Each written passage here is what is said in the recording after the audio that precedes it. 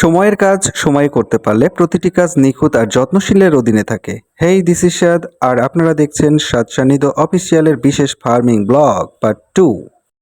আজ আপনাদের দেখাতে চলেছি আমার মুরগির ফার্মের জন্য বিশেষভাবে প্রস্তুতকৃত নেট লাগানোর পদ্ধতি।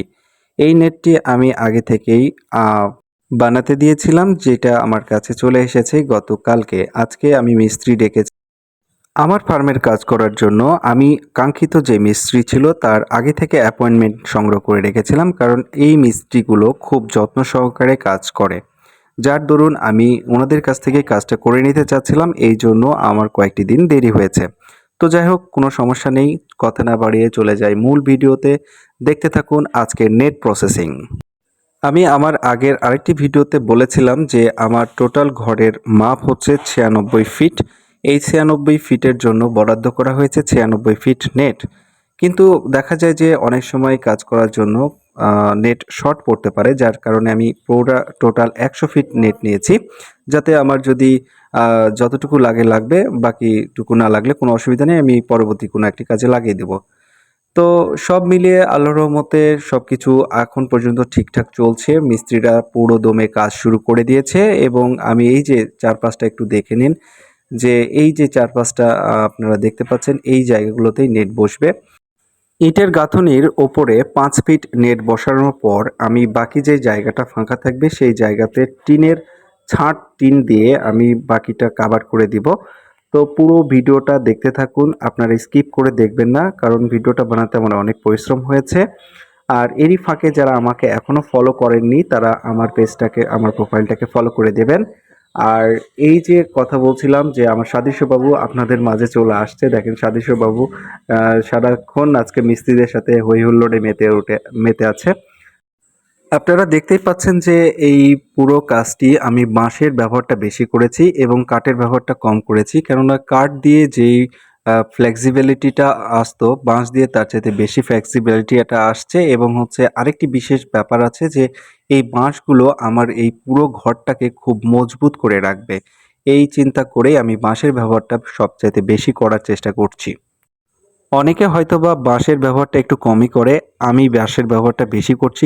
তার কারণ হচ্ছে আমার এই ঘরটা একটা ফাঁকা জায়গায়, কারণ চারদিকে এর পুরাটাই শেডের চারপাশটাই ফাঁকা বলতে গেলে। বৈশাখ জ্যৈষ্ঠ মাসে আমাদের এইদিকে প্রচণ্ড ঝড় হয় এবং গোটা বাংলাদেশে প্রচণ্ড ঝড় হয় সে সময়। কিন্তু এই ঝড়ের হাত থেকে রক্ষা পাওয়ার জন্য আপনি যদি এই টিনের চালাগুলো এবং আপনাদের ঘরগুলো যদি মজবুত করে না তৈরি করেন, তাহলে কিন্তু ঝড়ের সাথে এগুলো উড়ে যাওয়ার সম্ভাবনাটা অনেকটাই বেশি থাকে। তাই আমি কোনো ধরনের রিস্ক না নিয়ে আমার যতটা সামর্থ্য রয়েছে ততটুকুর মধ্যে থেকেই আমি আমার এই ঘরটাকে খুব স্ট্রং এবং হচ্ছে খুব সুন্দরভাবে তৈরি করার চেষ্টা করছি। আর আমার যে মিস্ত্রি আছেন, তিনি খুব একজন আধুনিক মনা একজন মানুষ, তাই জন্য ওনার কাছে আমাকে আর কিছুই ফরমাইশ করতে হবে না, কারণ উনি জানেন আমার টেস্ট কি, আমার পছন্দ কি। তাই ওনাকে আমি কিচ্ছু বলতে হয়নি আমার, উনি ওনার মতো করেই ঘরটা তৈরি করে ফেলছেন। আমার বিশ্বাস যে উনি খুব সুন্দরভাবেই তৈরি করবেন, কারণ এর আগেও উনি আমার অনেক কাজ করে দিয়েছেন। সাধারণত এই ধরনের কাজ করার জন্য দক্ষ এবং অভিজ্ঞ মানুষের প্রয়োজন। তো সেই দিক থেকে আল্লাহর রহমতে আমি একজন দক্ষ এবং অভিজ্ঞ মানুষকে পেয়ে গেছি। আর এখানে যারা কাজ করছেন তারা সবাই মোটামুটি দক্ষ। একেকজন 20 থেকে 30 বছরের অভিজ্ঞতা নিয়ে কাজ করছেন এখানে। তাই ওনাদের আর কোনো কিছু শিখিয়ে পড়িয়ে দিতে হবে না। ওনারা ওনাদের ইচ্ছামতো কাজ করবেন, আর আমার মন ভরে যাবে ইনশাল্লাহ। আমার এই শেডটির সামনের দিকে কাজ করতে মিস্ত্রিদের কোনো রকমের সমস্যা হয়নি, কারণ খুব সহজে এবং সাবলীলভাবে তারা কাজ করতে পেরেছে। কিন্তু পিছন সাইডে অর্থাৎ ব্যাক সাইডে তাদের কাজ করতে খুবই সমস্যা হচ্ছে, কারণ ব্যাক সাইডে অনেক নিচু জায়গা, যার কারণে তাদেরকে ইটের গাঁথুনির উপরে দাঁড়িয়ে কাজটা করতে হচ্ছে।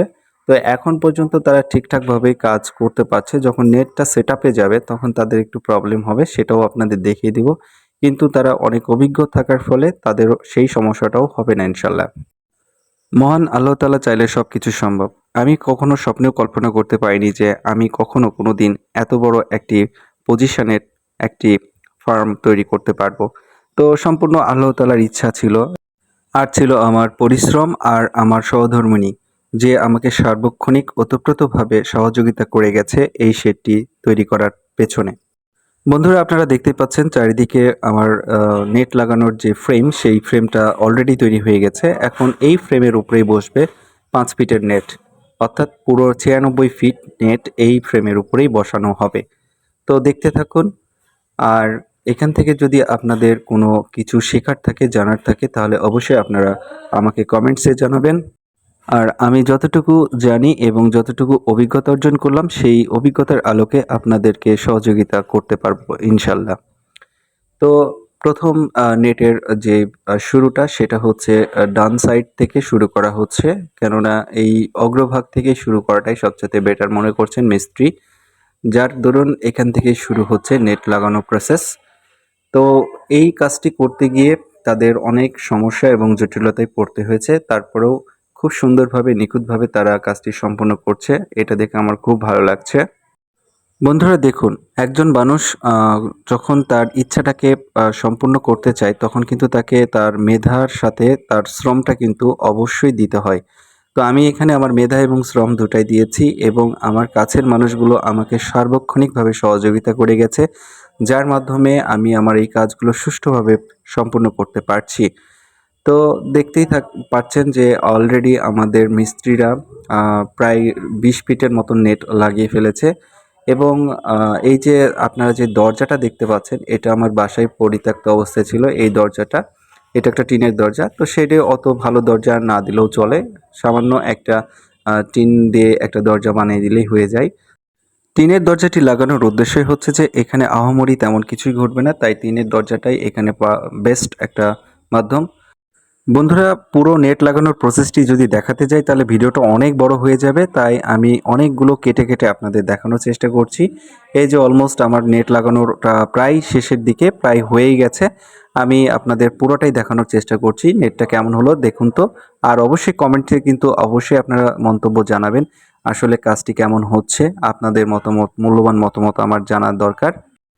বন্ধুরা ফাইনালি আমার নেট লাগানোর কাজ শেষ হয়ে গেছে। তো এখন যেটা হবে সেটা হচ্ছে যে আপনাদের বলেছিলাম যে নেটের উপরের থেকে একদম পায়ের পর্যন্ত সেখানে টিনের ছাঁটগুলো দিয়ে আমি এগুলো কভার করে দেব এবং আমার এখানে অতিরিক্ত অনেকগুলো বেঁচে যাওয়া টিন ছিল, যেগুলো টিন একটু পুরাতন হয়ে গেছে। সেই টিনগুলো একটু ব্যবহার করলে তো ভালোই হয়, তাই না?